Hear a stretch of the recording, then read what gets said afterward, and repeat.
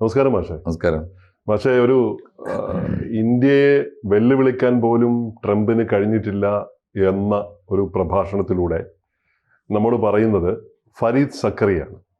അപ്പോൾ ഈ വാക്കുകളിൽ ഇന്ത്യയെ വെല്ലുവിളിക്കാൻ ട്രംപിന് ആയിട്ടില്ല, നീ ആയിട്ടില്ല മോനെ എന്ന് പറഞ്ഞത് CNN വേദിയിൽ വെച്ചിട്ട് GPS എന്ന് പറഞ്ഞ ഗ്ലോബൽ പബ്ലിക് പ്രോഗ്രാമിലാണ് ഇദ്ദേഹം പറഞ്ഞിരിക്കുന്നത്. ഈ പറഞ്ഞ ആള് ചില്ലറക്കാരനല്ല. ഇന്ത്യയെ നിരീക്ഷിക്കുന്ന ഒരു മധ്യവാദി എന്ന് പറയുന്നത് സെൻട്രിക് ആയിട്ടുള്ള ഒരു ഇടതുപക്ഷമല്ല വലതുപക്ഷമല്ല, നടുവിൽ സെൻട്രിസ്റ്റ് ആണ്. സെൻട്രിസ്റ്റ് ആയിട്ടുള്ള ഒരാളാണ് അദ്ദേഹം. ഒരു ഇന്ത്യൻ വംശജനാണ്. ഇത്തരം വിഷയങ്ങളിലൊക്കെ ധാരാളമായിട്ട് പ്രസ്താവനകളും പ്രഭാഷണങ്ങളും ഒക്കെ നടത്തുന്ന ഒരാളാണ്. അതുകൊണ്ട് തന്നെ ലോകം അദ്ദേഹത്തെ ശ്രദ്ധിക്കുന്നുണ്ട്. ഫരീദ് സക്കറിയെക്കുറിച്ച് മാഷിക്ക് അറിയാമല്ലോ, വളരെ പ്രഗത്ഭ മതിയാണ് ഈ കാര്യത്തിൽ അദ്ദേഹം. അപ്പോൾ ഈ ഒരു പ്രഭാഷണത്തെ എങ്ങനെയാണ് മാഷ് നോക്കിക്കാണുന്നത്? വീണ്ടും കാര്യങ്ങൾ മാറിക്കൊണ്ടിരിക്കുന്നു. എണ്ണ വ്യാപാരത്തിന് മുമ്പ് റിലയൻസ് എണ്ണ വ്യാപാരം നിർത്തുന്നു എന്ന പ്രസ്താവനയ്ക്ക് മുമ്പാണ് അദ്ദേഹത്തിന്റെ ഈ പ്രഭാഷണം വന്നത്. നമ്മൾ അതിന്റെ ആ കോണ്ടസ്റ്റിൽ നിന്നുകൊണ്ട് ഈ കണ്ടന്റിനെ നമ്മൾ നോക്കിക്കാണുമ്പോൾ രാഷ്ട്രീയപരമായിട്ട് അദ്ദേഹം പറയുന്നത് ഒരുപക്ഷെ ശരിയാവണം അല്ലേ? തീർച്ചയായിട്ടും. ഇതിനെക്കുറിച്ചൊന്നും CNN ഏറ്റവും പോപ്പുലറായ പരിപാടികളിലൊന്നാണ്. ബുദ്ധിജീവികൾ അല്ലെങ്കിൽ ഈ നമ്മുടെ രാജ്യത്തിന്റെ പുരോഗതിയിൽ സാമ്പത്തികവും രാഷ്ട്രീയവും ഇമ്പ്രൂവ്മെന്റിൽ താല്പര്യമുള്ള ഗൗരവമായി കാര്യങ്ങളെ കാണുന്ന, ചിന്തിക്കുകയും വായിക്കുകയൊക്കെ ചെയ്യുന്ന ആളുകൾ ഫോളോ ചെയ്യുന്ന ഒരു സംഗതിയാണ് GPS. CNN square. അതെ, ഗ്ലോബൽ പബ്ലിക് സ്ക്വയർ, GPS. അപ്പോൾ അതിന്റെ ഹോസ്റ്റാണ് ഇദ്ദേഹം. ആര്? ഫരീദ് സക്കറിയ. ഫരീദ് സക്കറിയാണ് ഇതിന്റെ ഹോസ്റ്റ്. ഫരീദ് സക്കറിയ GPS എന്നാണ് അതിന്റെ പേരും. ഫരീദ് സക്കറിയാണ് അത് ഹോസ്റ്റ് ചെയ്യുന്ന പരിപാടിയാണ്. അത് നല്ല വ്യൂവർഷിപ്പ് ഉള്ള ഒരു പരിപാടിയാണ്. രണ്ട് കാരണങ്ങളല്ല. ഒന്ന്, അദ്ദേഹം വിദഗ്ധനാണെന്ന് മാത്രമല്ല, ഒന്ന് ഇന്ത്യൻ വംശജനാണ്, ബോംബെക്കാരനാണ്. രണ്ടാമത്തെ കാര്യം, അമേരിക്കയിൽ സെറ്റിൽഡ് ആണ്. ഇപ്പൊ ഇന്ത്യയിൽ ജനിച്ചു എന്ന് മാത്രമേ ഉള്ളൂ. ഈ വിദ്യാഭ്യാസം മുഴുവൻ അമേരിക്കയിലാണ്. യേലിലും ഹാർവാർഡിലും ഒക്കെയാണ് അദ്ദേഹം പഠിച്ചത്. അതിനേക്കാളും അത്ഭുതകരമായ ഒരു കാര്യം കൂടി ഞാൻ പറയാം. എനിക്ക് ഏറ്റവും കൗതുകം തോന്നിയ കാര്യം, അദ്ദേഹത്തെക്കുറിച്ച് ഞാൻ ആദ്യം കേട്ട കാലത്ത് തന്നെ തോന്നിയൊരു കാര്യം, അദ്ദേഹം അപാര ഭാഗ്യവാനാണ്. കാരണം അദ്ദേഹത്തിന് ലോകത്തിലെ ഇന്ന് ജീവിച്ചിരിക്കുന്ന മഹാജീനിയസുകളുടെ ശിഷ്യനാണ് അദ്ദേഹം. ഇപ്പോ ഹണ്ടിങ്ടൺ എന്ന് പറയും, Samuel P. Huntington, clash of civilisations ഒക്കെ എഴുതിയ, നമ്മളിപ്പോ ഈ കാണുന്ന ഈ സാധനം ഉണ്ടല്ലോ, ഇസ്ലാമോഫോബിയ, മറ്റു സാധനങ്ങളൊക്കെ പതിറ്റാണ്ടുകൾക്ക് മുമ്പ് പ്രവചിച്ച ആളാണ് Samuel P. Huntington. Samuel P. ഹണ്ടിങ്ടന്റെ ശിഷ്യനാണ് ഇദ്ദേഹം. അപ്പോ അങ്ങനെയുള്ള ആളുകളുടെയൊക്കെ ശിഷ്യനാണ്. അപ്പൊ അതിന്റെ ഒരു ഗുണം കിട്ടിയിട്ടുണ്ട്.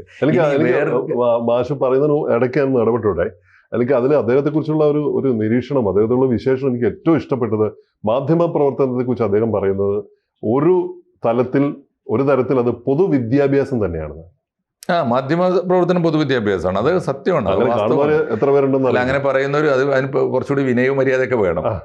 ഞാൻ സർവജ്ഞാനിയായിട്ട് എല്ലാം പഠിച്ചു വന്നിട്ടാണ് മാധ്യമ പ്രവർത്തനം തുടങ്ങിയതെന്ന് പറയുന്നതാണ് മുഴുവൻ ശരിയെന്ന് പറയുന്ന ആളുകൾ. മറിച്ച് ഓരോ ദിവസവും യഥാർത്ഥ ജേർണലിസ്റ്റുകൾ അങ്ങനെയുണ്ടോ?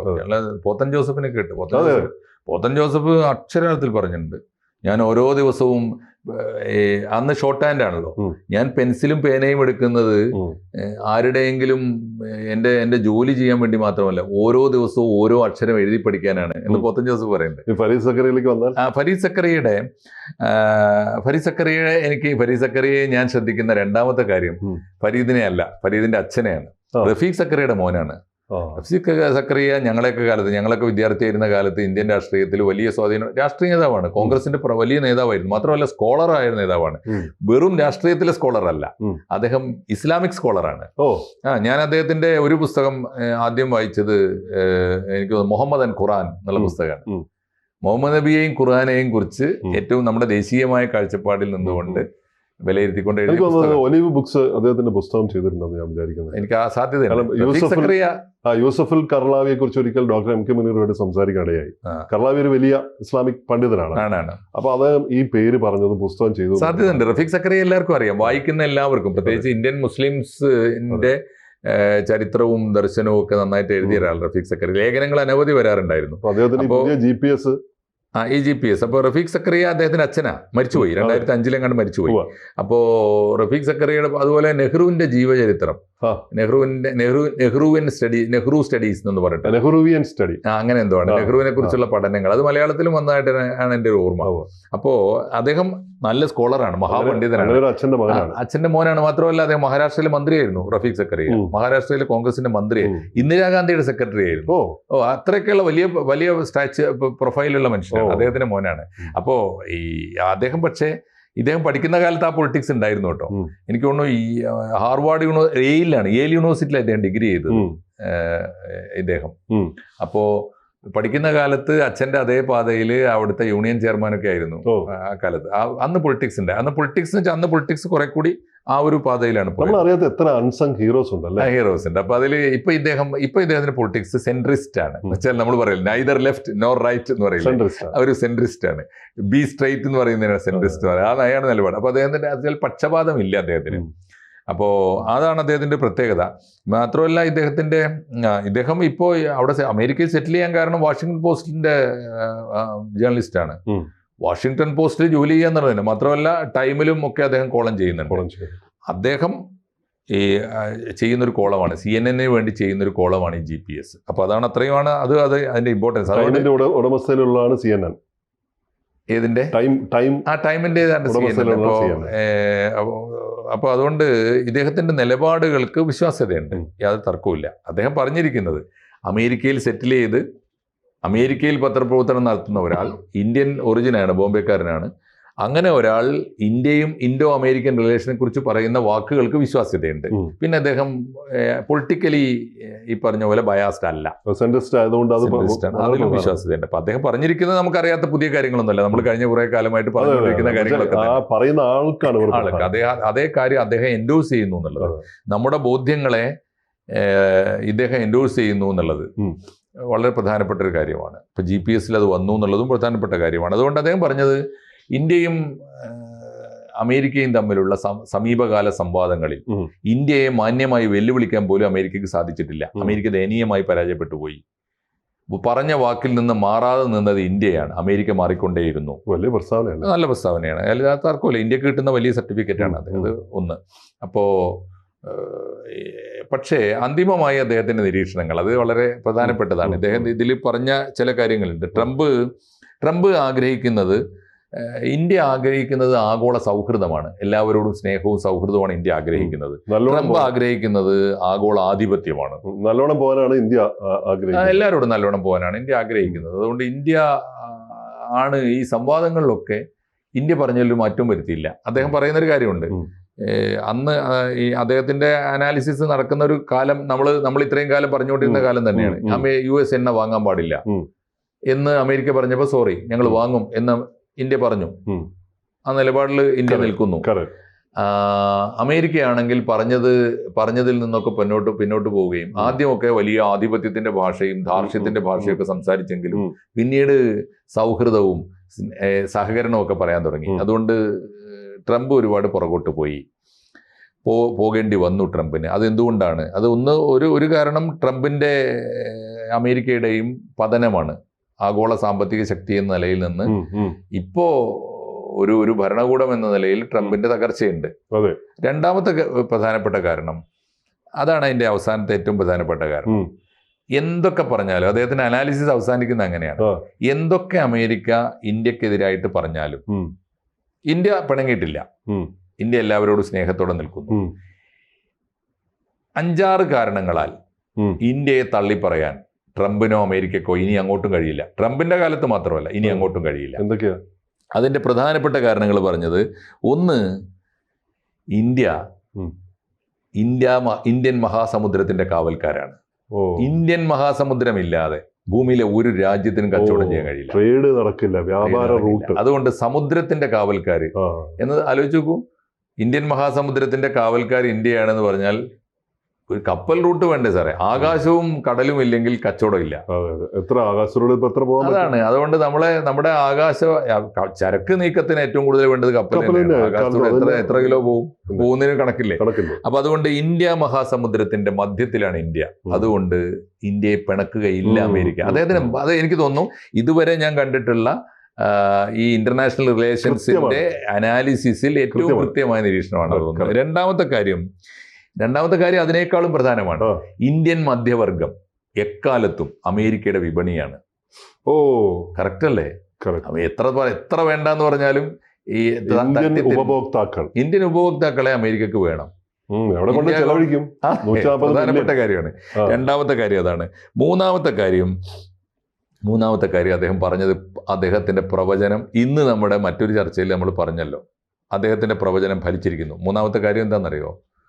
ഫരീദ് സക്കറിയ പറഞ്ഞ മൂന്നാമത്തെ കാരണം, ഇന്നല്ലെങ്കിൽ നാളെ ഇന്ത്യ അമേരിക്കൻ എണ്ണയും വാങ്ങിക്കൊള്ളും എന്നവർക്കറിയാം. എക്സാക്ട്ലി വന്നില്ലേ? അതായത് നോക്കി നിൽക്കേ പ്രവചനം ഫലിക്കുകയാണ്. വേറൊന്ന്, റിലയൻസ് ഒപ്പുവെച്ചു. അതായത് റിലയൻസ് പറഞ്ഞ റഷ്യൻ എണ്ണ വേണ്ടാന്ന് തീരുമാനിക്കുക, അമേരിക്കൻ എണ്ണ ഏതാണ്ട് മാന്യമായ വിലക്ക് തരികയാണെങ്കിൽ ഞങ്ങൾ വാങ്ങിക്കോളാം തീരുമാനിച്ചു കഴിഞ്ഞു എന്ന് പറഞ്ഞല്ലോ. നാലാമത്തെ ഒരു കാര്യം, ഈ ഇന്ത്യൻ നേവി ഉണ്ടല്ലോ, ഇന്ത്യൻ നേവിയുടെ ശക്തി അത് അമേരിക്ക തിരിച്ചറിഞ്ഞിട്ടുണ്ട്. ഇന്ത്യൻ നേവി ലോകത്തിലെ സമുദ്രങ്ങളിലെ സകലമാന സഞ്ചാരങ്ങളെയും കുറിച്ചുള്ള സൂക്ഷ്മമായ വിവരവും ധാരണയുമുള്ള ഒരു നേവിയാണ്. അതൊന്നും ഞാൻ പറയുന്നത് ഇതുവരെയുള്ള അനലിസ്റ്റുകളൊന്നും പറഞ്ഞിട്ടില്ല. മുകളിൽ കടലിന്റെ മുകൾ പരപ്പിൽ മാത്രമല്ല, ആഴത്തിലും ഇന്ത്യൻ നേവിയുടെ പവർ മറ്റാരെക്കാളും നന്നായി അമേരിക്ക മനസ്സിലാക്കിയിട്ടുണ്ട്. അത് ഒരു അനലിസ്റ്റും പറഞ്ഞിട്ടില്ല ഇതുവരെ. അതുകൊണ്ടാണ് ഞാൻ പറഞ്ഞത് ഈ ഫരീദ് സക്കറിയയുടെ നിരീക്ഷണം കുറെ കൂടി ശക്തമാണെന്ന് പറയുന്നത് അതുകൊണ്ടാണ്. ഇനി വേറൊരു പ്രധാനപ്പെട്ട കാരണം അദ്ദേഹം പറഞ്ഞത് എത്ര കൃത്യമാണെന്ന് ആലോചിച്ച് നോക്കൂ. അദ്ദേഹം പറഞ്ഞത് ഇന്ത്യ ഒരു ഇന്റർനാഷണൽ ബ്രിഡ്ജാണ്. എന്താ കാരണം എന്നറിയോ? ഇന്റർനാഷണൽ ബ്രിഡ്ജാന്ന് പറഞ്ഞാൽ ലോകരാഷ്ട്രങ്ങളെ മുഴുവൻ ബന്ധിപ്പിക്കുന്ന ഒരു കണ്ണിയാണ് ഇപ്പൊ ഇന്ത്യ. അതിന് അദ്ദേഹം പറയുന്ന 2 ഉദാഹരണങ്ങളുണ്ട്. ഒന്നാലോചിച്ച് നോക്കൂ. അമേരിക്ക ഉൾപ്പെടുന്ന ലോകത്തിലെ ഏറ്റവും വമ്പന്മാരുടെ ഒരു ചേരിയാണ് അമേരിക്ക, ജപ്പാൻ, ഓസ്ട്രേലിയ. ആ വമ്പന്മാരുടെ ചേരിയെ ഒരുമിച്ച് നിർത്തുന്ന ഒരു കണ്ണിയാണ് ക്വാഡ്. ആ ക്വാഡിൽ ഇന്ത്യ ഉണ്ട്. ഇന്ത്യ ഉണ്ടെങ്കിൽ ക്വാഡില്ല. ഇനി മറ്റൊരു ചേരി, ഇതിനെതിരെ നിൽക്കുന്ന ചേരി ഏതാണ്? Russia, China, Brazil, south Africa. ആ ചേരിയുടെ പേരെന്താണ്?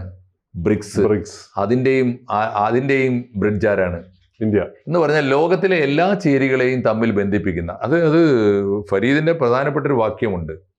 ഒരേ സമയം അമേരിക്കയോടൊപ്പവും അതേസമയം ചൈനയോടൊപ്പവും തോളിൽ കൈയിട്ട് നിൽക്കാവുന്ന തരത്തിലുള്ള നയതന്ത്ര ബന്ധങ്ങൾ നമ്മുടെ വ്യക്തിത്വം കളയാതെ എല്ലാവരോടും സൗഹാർദ്ദം പുലർത്തുന്ന, ശത്രുതയില്ലല്ലോ.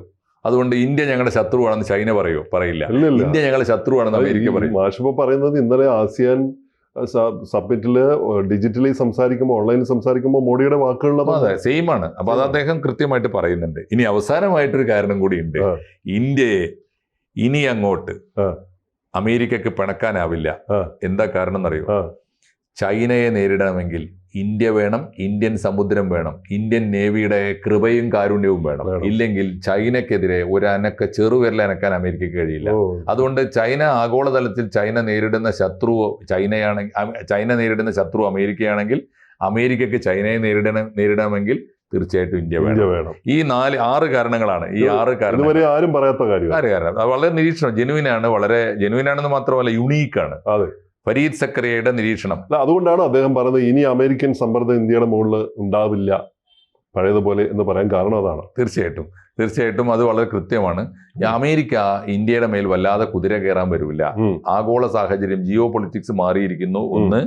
അതുകൊണ്ട് ഒരു പക്ഷേ ഇന്ത്യ നയപരമായി ഇന്ത്യൻ കോർപ്പറേറ്റുകളുടെ താല്പര്യം കൂടി പരിഗണിച്ചുകൊണ്ട് റഷ്യൻ വ്യാപാര ബന്ധങ്ങളിലൊക്കെ മാറ്റം വരുത്തിയേക്കാം. അത് അദ്ദേഹം പറയുന്നില്ല. പക്ഷേ അമേരിക്കയുമായി കുറെ കൂടി സൗഹൃദത്തിലേക്ക് പോകാനാണ് സാധ്യത എന്ന് അദ്ദേഹം പറയുന്നത്.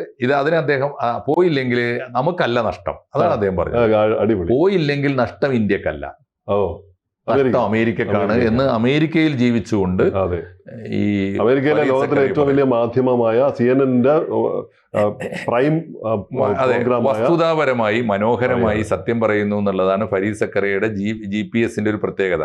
ഞാൻ അദ്ദേഹത്തിന്റെ അച്ഛന്റെ ഒരു വായനക്കാരൻ എന്ന നിലയിൽ ഞാൻ പറയാൻ ആഗ്രഹിക്കുന്നത് അവസാനത്തെ വാക്യം ഇങ്ങനെയാണ്: അച്ഛന്റെ മോൻ തന്നെയാണ് ഫരീദ് സക്കറിയ. ലോകം കേൾക്കേണ്ടതാണ്. ശരി, ഓക്കെ. കൂടുതൽ വാർത്തകളും വിശേഷങ്ങളും നിങ്ങളിലേക്ക് എത്താൻ ABC മലയാളം സബ്സ്ക്രൈബ് ചെയ്യുക, ബെൽ ബട്ടണും അമർത്തുക.